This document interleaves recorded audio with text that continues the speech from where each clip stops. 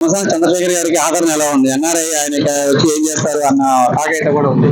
బ్రహ్మచారి చంద్రశేఖర్ గారిని ఒక ఎన్ఆర్ఐ కొంటే కూడా దిగువ మధ్య తరగతి కుటుంబంలో జన్మించి అంచెలంచెలుగా ఒక శిఖరానికి ఎదిగి ఈ రోజు ప్రజాక్షేత్రంలో ఆయన అన్ని వదులుకొని ప్రజలకు సేవ చేయాలని ఒక దృఢ సంకల్పం ఇచ్చారు. సో ప్రజలందరూ కూడా ఆయనకు బ్రహ్మరథం పడుతున్నారు. వారు వన్సైడ్ అనే మాటకి నిదర్శనం ఇచ్చాయని బ్రహ్మచారి చంద్రశేఖర్ గారు. దాంట్లో ఎలాంటి సందేహం ఉంది. ఆదరణ ఎలా ఉంది సార్? ప్రజలు ఎలా రిసీవ్ చేసుకుంటున్నారు ఆయన్ని? సరే, గడప గడపకు కూడా తిరుగుతూ ఉన్నారు.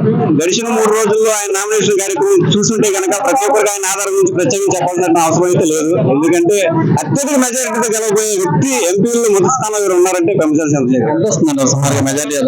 2 లక్షల మెజారిటీ నుంచి 3 లక్షల మెజారిటీ వరకు వస్తారు. రామచంద్ర కూడా ఆయన కిలారు రోసయ్య గారు కిలార్ రోసయ్య గారిని పోటీగా అయితే ఎవరు భావించట్లా నాకు తెలిసి. మీరు ఎలా మరి ఆయన తీసుకున్నారంటే సంక్షేమ పథకాల మీద మాకు నమ్మకం ఉంది, మీ ఈసారి వస్తామని అమ్మఒడి కింద 15,000 వేసి నామబొడ్డి 400 లాగే తెలుసుకోలేంత అమ్మాయి ఆంధ్రప్రదేశ్ ప్రజలు లేరని మేము అంతేకాదు, మేము సంక్షేమ పథకాలతో పాటు పేద ప్రజలకి ఇళ్లను కూడా ఇచ్చాము, ఇల్లు ఇచ్చాము, ఇల్లు కట్టుకున్నారు అని అంటున్నారు.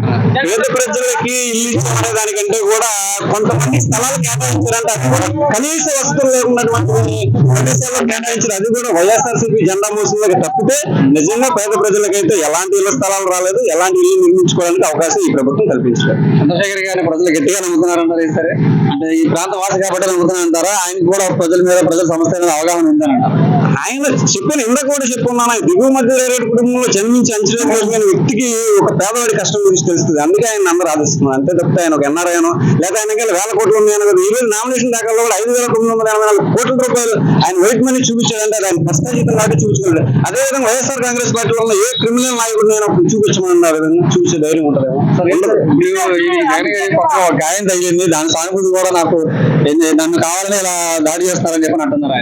ఆయన దాడి చేస్తామో కానీ కోడి కట్టుకు ఒక యువకుడు బలైపోయాడు, రాయగాయంతో ఆయన ఎన్నికలయ్యే వరకు కూడా ఆ గాయానికి ఆ ప్లాస్టిక్ అయితే కొరకదు. ఎందుకంటే అది యాక్టింగ్. ఆయన నిజంగా రియల్ హీరో. ఆయన రియల్ హీరో పవన్ కళ్యాణ్ అయితే రియల్ హీరో జగన్మోహన్ రెడ్డి. అందరూ ఎలాంటి సందేహం లేదు. అంటే ఈ గాయాలన్నీ కూడా ఎలక్షన్ చూస్తానే తగ్గుతాయి అంటారా, లేకపోతే అది స్క్రిప్ట్ లో భాగం జరుగుతున్న గత 5 సంవత్సరాల నుంచి ఆంధ్రప్రదేశ్ జగన్నాటకం. ఆ జగన్నాటకంలో మరో సన్నివేశం అంతే.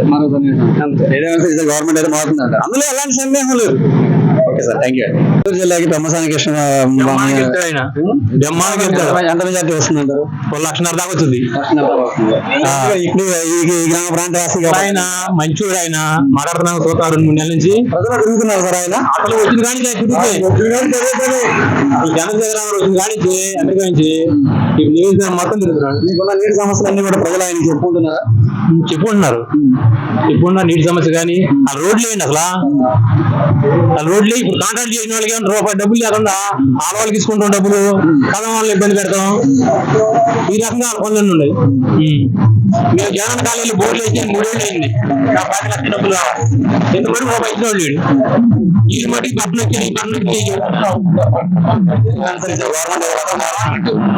మారుతుంది.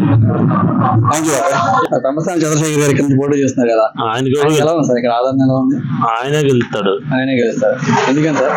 ఎందుకని ఏముంది, ఇబ్బందులు గుంటూరు జిల్లా అనే ఇబ్బందులు పెట్టిన ఇబ్బందులు ఎక్కువ కాదు.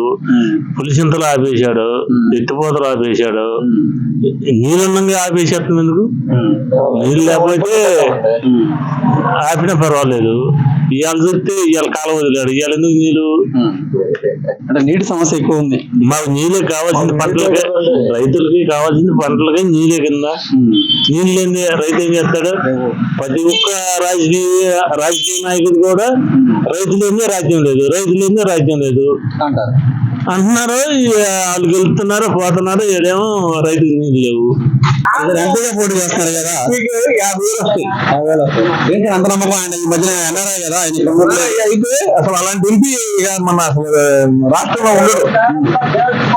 సరిగా ఎంపీగా పోటీ చేస్తున్నారు. జనాలకి నమ్మకం ఉంటుందంటారా? బాగా. అతను ప్రతి జిల్లాకి కంపెనీ పెడతాడు. ప్రతి జిల్లాకి మన 26 జిల్లాలో 26 కంపెనీలు పెట్టడం వల్ల లెక్కలేదు. అతను జిల్లాలో పారిశ్రామిక బాగా కంపెనీ తీసుకొస్తాడు. తీసుకొస్తాడు. మెజార్టీ వస్తుంది అంటారు?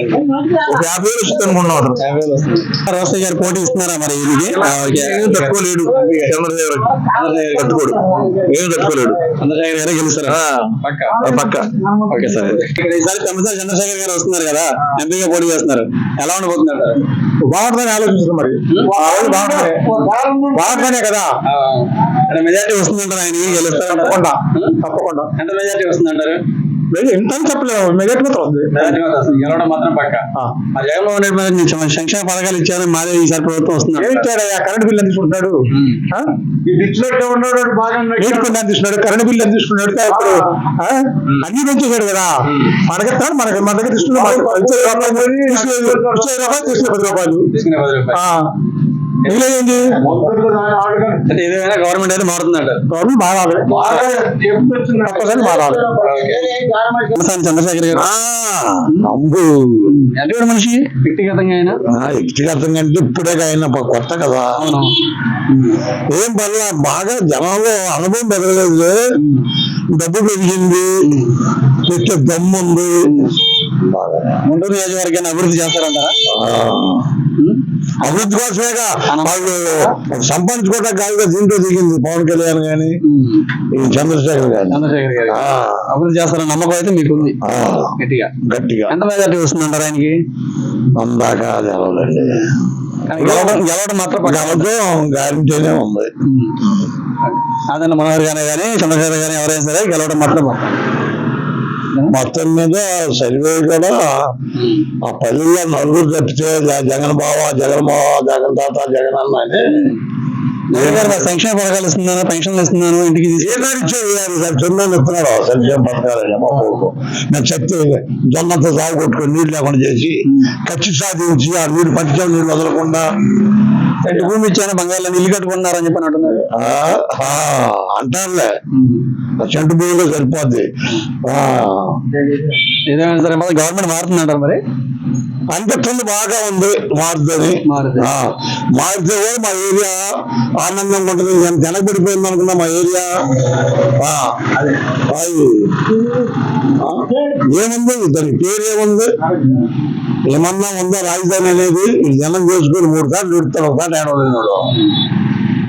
బ్రహ్మస్థానం చంద్రశేఖర్ గారు వ్యక్తిగతంగా ఎటువంటి మనిషి సార్? కన్న తల్లిని ఉన్న ఊరిని మర్చిపోకూడదనే ఒకే సంకల్పంతో కొన్ని వేల కోట్లు సంపాదన ఉంటా కంపెనీలు పక్కన పెట్టి సొంత ప్రదేశానికి ఏదన్నా చేయాలి, సొంత ప్రదేశానికి ఉపయోగపడాలి, కన్న తల్లి కన్న భూమి. బ్రహ్మస్థానం చంద్రశేఖర్ గారి మీద సానుకూలత ఉంది, ఎందుకంటే పైగా మా తెనాలి వాస్తవ్యుడు. మేము ఇంకా ఆయన ఇనిషియేటివ్ గా తీసుకొని మేము ఇంకా నా ఆంధ్ర ప్రాంతాలకు కూడా చెప్పి మేము ఇంకా ఓట్లు వేయించాల్సిన ఆవశ్యకత మా మీద అంటే గుంటూరు నియోజకవర్గానికి అభివృద్ధి చేస్తారని నమ్మకం అయితే ప్రజలకు ఉందండి, డెఫినెట్ గా. ఎందుకంటే అతను చేయగలిగిన వ్యక్తి, చేయగలిగే సామర్థ్యం ఉన్న వ్యక్తి. అటు పక్కన అనిల్ కిలార్ ఈయన కూడా ఉన్నారు కదా, కిలార్ రోసయ్య గారు కూడా. అవునండి, కిలార్ రోసయ్య గారు. పోటీ ఎలా ఉండబోతుంది అంటారు? బ్రహ్మస్థానం చంద్రశేఖర్ గారికి పూర్తి స్థాయి అనుకూలంగా ఉంటుంది. ఎంత మెజార్టీ వస్తుంది సార్? నాకు తెలిసి 50,000 నుంచి 1,00,000 మెజార్టీ వచ్చింది. ఎలా ఉంది 5 సంవత్సరాలు జగన్ గారి పరిపాలన ఎలా అనిపిస్తుంది ప్రజలకి? ప్రజలు వ్యక్తి చెందారండి. ఏ రకంగా సార్? ఏ రకంగా చూసుకున్నా కానీ మీరు ఏ రంగం మీద చెప్పకుండా ఆ రంగం మీద చెప్తాం. అంటే విద్యారంగం కానీ వ్యవసాయం కానీ నేను చాలా మార్పులు చేశాను, పథకాలు సంక్షేమ పథకాలు అందించాను అని చెప్పి కూడా అంటున్నారు ఆయన. అవునండి, వాటి మీద బేస్ చేసుకుని ఇప్పుడు నేను మళ్ళీ ఊర్లో ఏం పథకాలు ఇంతకుముందు ఏమి లేని పథకాలు ఏం కాదు కదా. అది ఇంతకుముందు ఒకరికి వెళ్ళిపోయి ఉపయోగపడాల్సిన పద్ధతి దాన్ని 10 రకాలుగా మొక్కలు చేసి పరుస్తున్నారు, అంతే కదా. అంతకుమించి జరుగుతుంది ఏముంది. ఏదైనా సరే ఆయన సరే 2024 జగన్ వన్స్ మోర్ అని చెప్పి అంటున్నారు. ఎంత పోయినసారి కూడా అన్నారు ఒక ఛాన్స్ అని, ఇప్పుడు మరోసారి వన్స్ మోర్ అంటారా? ఛాన్స్ ఇస్తారంటారు ప్రజలు మరి? నేను ఇస్తారని నేను నమ్మట్లేదు, అనుకోవట్లేదు. చంద్రశేఖర్ గారు అయితే మాత్రం భారీ మెజార్టీతో చంద్రశేఖర్ గారు గెలుస్తారు, ఇక్కడ మనోహర్ గారు గెలుస్తారు.